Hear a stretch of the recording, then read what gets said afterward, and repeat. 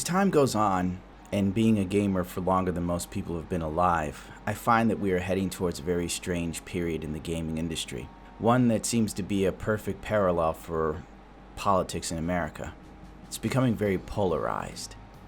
What was once something clear, easy, safe, fun, and your escape from all the miseries of reality are now subject to the same scrutiny, bullshit, manipulation, and agenda pushing that you see in your everyday life. Whether it's at your job, whether it's in your family, or whether it's the asshole next door that's telling you about how Trump's going to make us all rich. It all boils down to just fucking power. Actually, Oscar Wilde had a great quote for that, believe it or not. What was it Oscar Wilde said? He said, everything is about sex, except sex. Sex is about power. So maybe that wasn't a great quote for this. Unless, like, you really look at it in a microscope, and then at that point, you're doing a Texas sharpshooter fallacy where you're connecting the dots where you see fit to create a correlation. What the fuck, Gundam? Make me laugh! Once again, Ian Miles Chong has been the subject of a video for me. He just recently put out a piece that he wrote for The Daily Caller. I stumbled upon this while going through shitposts and comments on numerous forums, and this was brought up. It's called Game Writer Resigns After Social Justice Warriors Crucify Him for Conservative Opinions. His opinions didn't seem conservative at all, so I don't even know what the hell he got fired for. So honestly, after looking deeper at this, I think he just got fired because he didn't blow smoke up the asses of everybody who wants game developers to be on the side of their agenda. Ah, God, I hate gaming now. A game developer and writer for an upcoming video game was forced to resign on Tuesday, the 5th of September, from his job after feminist and social justice activists on Reddit uncovered politically incorrect statements he had once posted on a gaming forum. Politically incorrect, that's what it's called now. Back when I was growing up, it's called your opinion. You were entitled to it. Not anymore, though. If your opinion doesn't coincide with one side or the other of a bunch of fucknuts, you're called a snowflake and all this other garbage. Call me a snowflake to my face, I dare you. As they say in the ghetto, make a fucking move, it would make my fucking day. Casey Hollingshead, a writer contracted to produce content for an upcoming role-playing game, Pillars of Eternity 2, which just recently came out, was outed by members of the social justice community group called Gamer Ghazi. They're a Reddit group. Now, I never heard of them before. Now, there's probably information that I could find if I looked a little bit deeper. I did look, but it's just like, it's a rabbit hole, dude, and I ain't got time to sit here and learn of a new group of people that I might have to sit there and go, great, the gaming industry is going to be more ass. So essentially, from the Gamer Gabe Wikipedia, he breaks them down into this. Let's see, those in the Gamer Ghazi, they see Gamergate as people who could not accept female and minority acceptance into the gaming world. Many of these accounts within Gamer Ghazi supports these claims, which came from a very biased perspective that provided little evidence or discussion. Most of these opinions are based on purely personal engagements. Since there are some rude, immature, and childish people in online gaming, tell me about it. In addition, trolling is not uncommon in gaming these days. However, the act of trolling has gone from doing something clever or manipulative to downright toxic behavior in order to gain any reaction whatsoever, which pretty much spells out the gaming industry as a fucking hole now. I mean, you basically just got PewDiePie summed up in a sentence. What a fucking nigger. Jeez, oh my god, what the fuck? Ghazi residents are convinced that this form of trolling is what the gaming community has turned into. Gamergate is defending it in their eyes. Personal vendettas can create unsustainable spite, and it's hard to talk someone down who knows how to use it to manipulate people. For Ghazi, Gamergate's identity was trolls and those defending them, allowing them to spread their toxicity throughout the gaming world and keeping women out of gaming. Oh, the reason why they're called Gamer Ghazi, you might be wondering, thank God this guy covers it. I didn't give a shit enough to know, but he told me anyway through this. It's a name that references Benghazi, obviously, the scandal, a conspiracy theory that the government was responsible for the 2012 attacks on the US embassy in Benghazi. Believe me, I'm a man who's a lover of conspiracies. Much how Gate is appended to modern scandals, Ghazi is appended to manufactured, ridiculous scandals. I see now. Now I need to find a scandal so I can attach Gundam Gazi to it. Now that we've taken our field trip to see what the fuck Gamer Gazi is and why they exist, here we go again. Anyway, this Reddit group, Gamer Gazi, was able to track down his posts to a forum called RPG Codex. They cataloged his post, and a lot of it they found to be offensive in content. Posting under the name Sir, hard to tell how the fuck it's pronounced, Hollingshead said that the feminist game critic Anita Sarkeesian was a huckster. It's a word that people don't hear often, so basically huckster means someone who sells small items, sells items from door to door, tchotchkes, a hawker, peddler, salesperson, salesman, vendor, purveyor of goods, dealer, etc. And accused her of feigning interest in video games to push her progressive ideology. I don't see where he's wrong there, because it's fucking true. I mean, the information's all over the internet. There's video of Anita Sarkeesian walking around saying she didn't play video games. Then all of a sudden, when she launches Feminist Frequency, she's been a gamer her whole fucking life. Give me a break. She's probably one of those people that, like, you know, played Super Mario Brothers on a Nintendo and Zelda once in a blue moon. And you know how people are. They play like 1 or 2 video games. You know how chicks are like that. They play 1 or 2 video games and all of a sudden they've always been a gamer. Get the fuck out of here. I know a girl like that. Anyway. He also called Zoe Quinn, the game developer whose undisclosed relationships with game journalists served as a catalyst for Gamergate, a psychopath. Where is he wrong? I don't know. I find Zoe Quinn to be highly manipulative and slightly evil. And I also feel Anita Sarkeesian was somebody who used gaming to push her platform. It's a typical thing. How many times have gaming, if you've been gaming for over 20 years, you've seen this 100,000 times from politicians. They use video gaming as a platform. Oh, the children. Then they get elected to something because they were trying to defend children. As George Carlin said, fuck the children. Your kids aren't that great. Oh, I hate you, Gundam. You.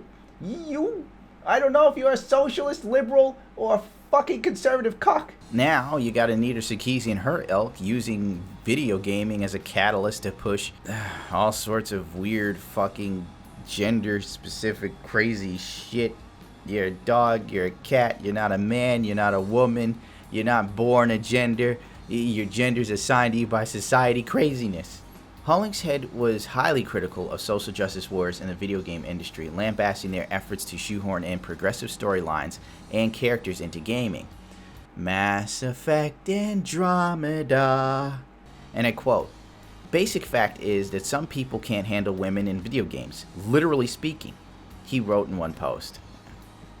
They can't handle them being shot. They can't handle them being roughed up. They can't handle them being sexual. They can't handle them being liberal. They can't handle them being conservative. They can't handle them being criticized. All truth. Where is he wrong?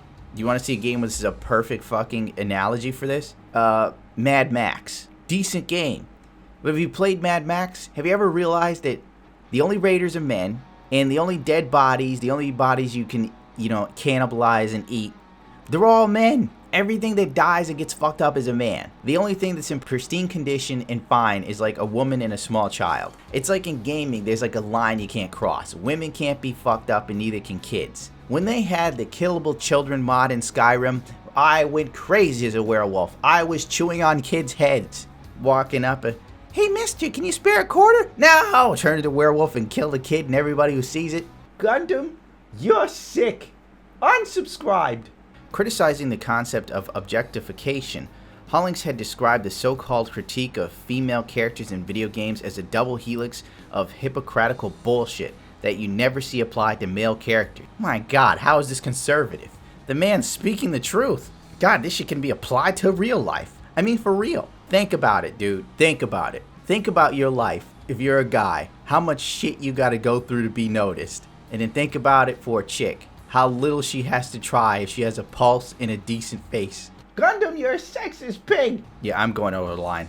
Gamer Gazi will be after me next, and they'd have plenty of ammunition. The writer also stated that while most Muslims are unlikely to be terrorists, a terrorist attack committed in Europe would likely be committed by a Muslim extremist. His statement, while seemingly offensive on the surface, is backed up by data, which Miles Chong then gives me a link to a site that shows, terrorist attacks and so on in 2017.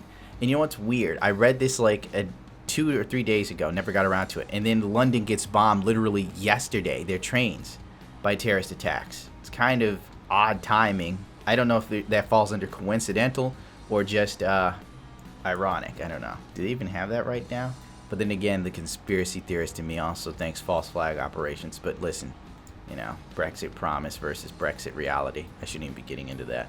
So basically, the social justice group Gamer Ghazi was offended by his opinions and even took issue with the joke he made about bad video games. Hollingshead wrote, "The amount of level ups and storyline is just insane. It's like a poker game where all the chips are on the table, but people keep piling their car keys and watches, and soon enough it's like fucking bonds and sex tapes and somebody bringing out the GIMP. I don't get the joke, don't find it too funny nor offensive, but apparently people were hurt by this." After being outed, he sent in his resignation to his employer, Obsidian Entertainment, and apologized for his comments and criticism of Islam. On Gamer Ghazi, members who first called on Obsidian to fire Hollingshead expressed joy of him losing his job. They wrote, "I guess good can sometimes win after all, even in real life and in GOT. I'm guessing that means Game of Thrones? I don't fucking know. As I don't find what he did to be bad. He just had an opinion, and he wrote it on the internet. That's the big deal."